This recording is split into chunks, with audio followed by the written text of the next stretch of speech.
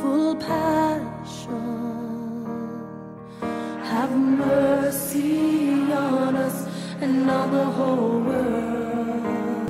Hi mga kapanalig! Andito po tayo ngayon sa Pambansang Dambana at Parokya ng Banal na Awa, o mas kilala bilang ang National Shrine and Parish of the Divine Mercy dito sa Marilao, Bulacan. Dito ay marami mga patotoo at himala na naranasan ng mga mananampalatayang dumarayo upang magpasalamat at magdasal sa kanilang mga tinamtan na mga biyaya at awa mula sa Diyos. Halina't samahan nyo kami dito sa ating Matventures Quaresma Special. Tara! Brace yourselves, kapanalig! Dahil marami-rami tayong pupuntahan sa Matventures vlog na ito. The prodigal son will always have a special place in my heart. Akala mo, sa dami ng kasalanan at pagkukulang mo, wala ka nang uuwian, wala nang tatanggap sa'yo. Ngunit palaging may Diyos na naghihintay sa iyong pagbabalik.